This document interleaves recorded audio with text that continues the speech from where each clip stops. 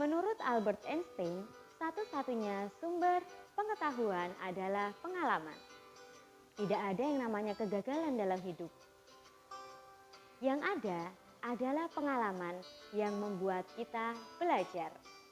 Selamat datang di Ruang Belajar Bunda Eka.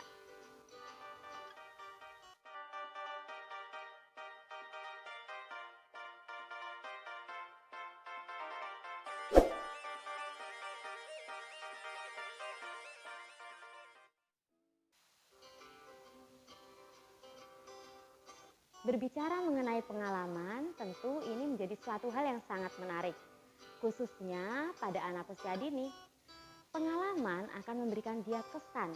Lalu, bagaimana ayah, bunda, bapak, ibu guru di rumah untuk mendampingi anak-anak agar anak di rumah mendapatkan pengalaman yang menarik yang berkesan dalam hidupnya. Teman-teman, ini ada kaitannya dengan pendekatan pembelajaran yang saat ini sering kita dengar, yaitu pendekatan saintifik. Nah, pendekatan saintifik ini merupakan suatu model pembelajaran di mana yang artinya adalah menyeluruh. Pendekatan ini mampu untuk mengembangkan seluruh aspek perkembangan pada anak usia dini. Porsi guru di kelas adalah sebagai fasilitator. Sepenuhnya anak-anak diberikan kebebasan untuk mengeksplorasi apa yang sudah disediakan oleh Bapak Ibu guru. Nah, pada kesempatan kali ini kita akan membahas mengenai pembelajaran saintifik secara bersama-sama ayah, bunda, dan juga Bapak Ibu guru. Nah, di sini saya mendapatkan referensi bahwasanya proses bermain atau belajar pada anak usia dini sebetulnya ada 3. Yang pertama yaitu adalah eksplorasi, yang kedua ekspresi, yang ketiga adalah apresiasi. Nah, eksplorasi di sini artinya anak tuntas dalam mengetahui permainan yang dia lakukan. Yang kedua, ekspresi. Ekspresi di sini adalah mimik wajah anak-anak. Nah, ketika anak-anak melakukan permainan tersebut, artinya anak akan bahagia. Disitulah pengalaman akan didapatkan oleh anak dengan senang hati tanpa suatu paksaan dari lingkungan sekitarnya. Yang ketiga adalah apresiasi. Apresiasi di sini merupakan apresiasi yang positif. Didapatkan dari lingkungan sekitar anak-anak, media yang ditampilkan oleh guru, atau ketersediaan alat main yang ada di lingkungannya. Kita sebagai seorang guru harus mampu untuk membangun 3 hal pada anak usia dini. Yang pertama adalah sikap. Yang kedua, pengetahuan. Yang ketiga adalah keterampilan. Apa kaitannya sih dengan 6 aspek perkembangan pada anak? Ternyata kedua hal ini harus saling keterkaitan dalam kegiatan belajar anak. Kompetensi kurikulum harus ada dan dari kompetensi ini juga harus mengembangkan 6 aspek perkembangan. Kedua hal ini harus berjalan bersama-sama untuk memberikan pengalaman kepada anak usia dini. Kenapa pada saat ini pendekatan saintifik dikatakan adalah pendekatan yang baik di kalangan pendidikan anak usia dini? Pendekatan ini ternyata mengusung 5 hal: mengamati, menanya, mengumpulkan informasi, mengasosiasi, dan mengkomunikasikan. Anak-anak memiliki kesempatan yang sangat menarik untuk menggali informasi sebanyak mungkin dari pengalaman eksplorasi yang dia lakukan. Oke, baik Bapak Ibu Guru, kita akan membahas satu persatu mengenai kelima hal yang ada pada pendekatan saintifik ini tadi. Nah, yang pertama adalah mengamati. Mengamati di sini artinya seorang anak diberikan kesempatan untuk menggunakan seluruh alat inderanya untuk mencari tahu tentang tema pada hari tersebut. Semisal hari ini temanya adalah pisang. Ketika anak ingin tahu tentang rasa buah pisang, maka dia akan mencicipi. Ketika dia ingin tahu tentang tekstur pisang, maka dia akan meraba. Ketika dia ingin tahu tentang bau pisang, dia akan mencium. Saat bereksplorasi, disinilah anak-anak menggunakan seluruh alat inderanya untuk mencari informasi. Semakin banyak dia menggunakan alat inderanya, akan semakin banyak informasi yang dia dapatkan. Nah, disinilah jaringan sel-sel otak pada anak akan terhubung dengan baik. Konsep yang kedua adalah mengenai menanya. Menanya di sini sebagai salah satu proses untuk mencari tahu atau mengkonfirmasi atau mungkin mencocokkan dari pengetahuan yang sudah dimiliki oleh anak-anak dengan pengetahuan baru yang sedang dia pelajari. Saat ini guru mengajak anak-anak belajar tentang buah pisang, bukan suatu hal yang tidak mungkin kalau dia sudah memiliki informasi sebelumnya. Mungkin di rumah dia pernah tahu bahwa pisang itu rasanya manis. Nah, tapi ketika di sekolahan saat ini dia belajar, dia mencoba pisang yang masih hijau itu ternyata keras atau belum manis. Nah, nanti informasi sebelumnya dengan informasi saat ini memberikan konsep pada pemikiran anak. Artinya pisang yang manis tersebut sudah matang, pisang yang masih keras ini ternyata belum matang. Nah, disitulah anak-anak akan menanya kepada guru ketika dia belum paham. Mungkin dia akan menanya, "Bu, kenapa ya pisang ini keras dan tidak manis berbeda dengan pisang yang kumakan di rumah?" Disinilah peluang untuk anak-anak mengetahui informasi dengan cara menanya kepada gurunya. Nantinya dia akan mendapatkan jawaban dari guru. Nah, hal tersebut akan memberikan konsep baru di dalam ingatannya. Namun ternyata tidak semua anak-anak bisa menyampaikan pertanyaan itu dengan secara verbal. Ada anak-anak yang mungkin bertanya tapi dengan mimik atau dengan gestur. Nah, di sini peran guru harus mengamati dan memahami seluruh siswa. Ketika dirasa anak itu butuh informasi, maka guru akan mendekati dan bertanya, "Gimana? Apa yang kamu tahu tentang buah pisang ini?" Nah, di situ anak-anak mungkin akan memberikan feedback kembali kepada guru. Informasi akan berjalan dengan baik pada saat pembelajaran. Untuk konsep yang ketiga adalah mengumpulkan informasi. Nah, mengumpulkan informasi di sini artinya anak-anak memiliki keterampilan untuk berbagai informasi dan hasil dari mengamati dan juga menanya tadi. Nah, guru perlu mengecek nih seberapa banyak informasi yang didapatkan oleh anak. Bagaimana caranya seorang guru itu bisa mengecek? Guru mendatangi satu persatu anak. Beliau bertanya, "Nah, apa yang kamu tahu tentang buah pisang ini?" Atau enggak, "Apa yang membuatmu tertarik dengan buah pisang yang ini?" Nah, disitulah nanti anak-anak akan mempunyai kesempatan mengumpulkan informasi. Dari apa yang dia tahu, guru bertanya, akan muncul pemahaman baru yang di situ dia akan mampu mengumpulkan berbagai informasi ini menjadi satu konsep lagi nih.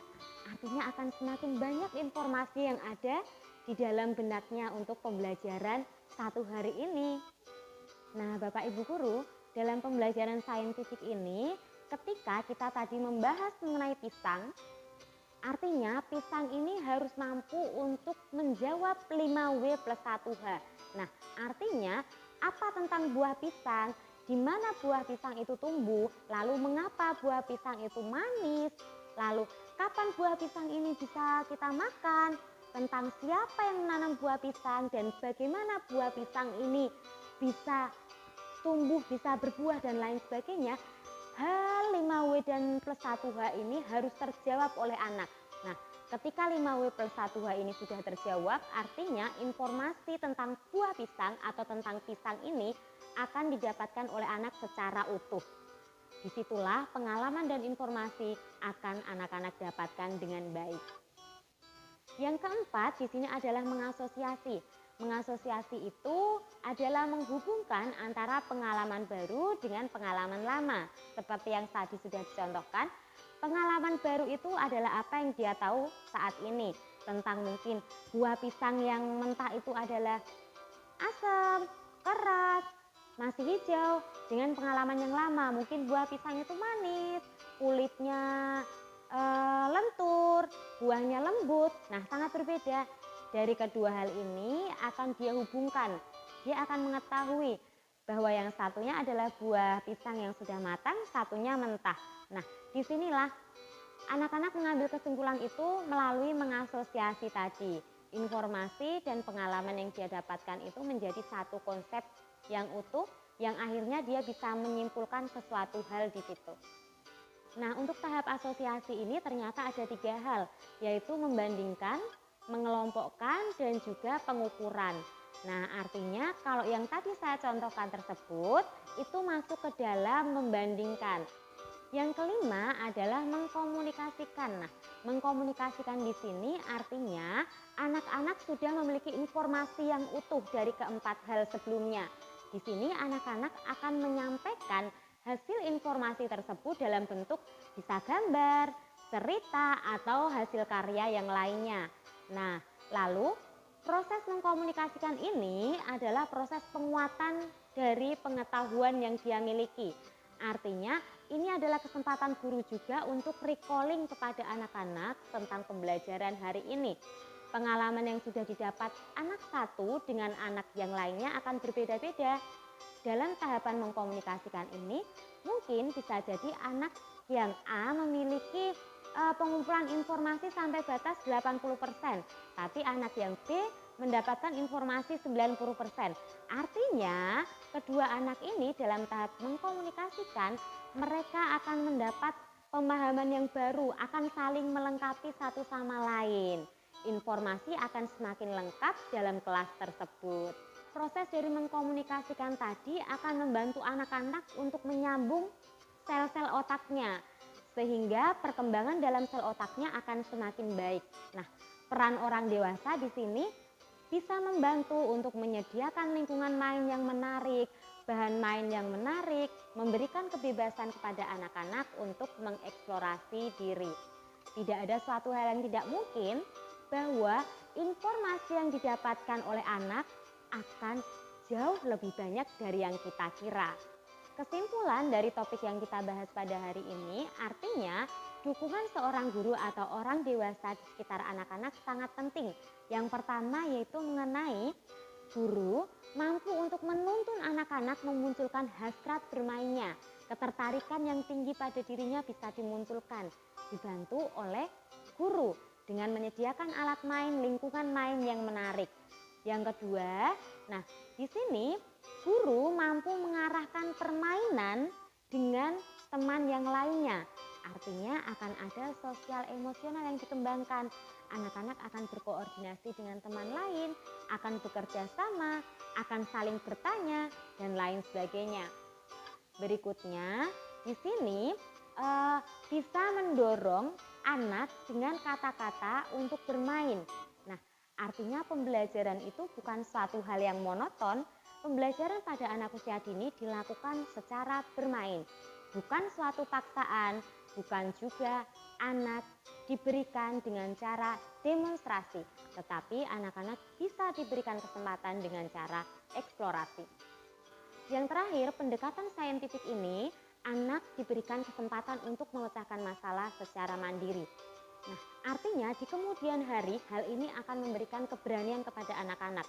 Dia akan mau untuk mencoba, dia akan berani untuk mencoba sehingga dia menemukan cara untuk mendapatkan informasi, untuk menyelesaikan suatu masalah yang dia hadapi.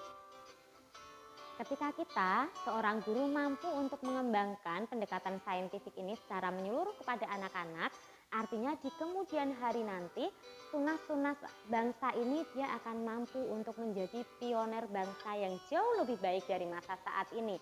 Anak-anak mampu memahami situasi dan kondisi yang dihadapi, akan lebih mudah dalam menyelesaikan masalah, dan dia akan lebih tenang dalam melakukan suatu hal.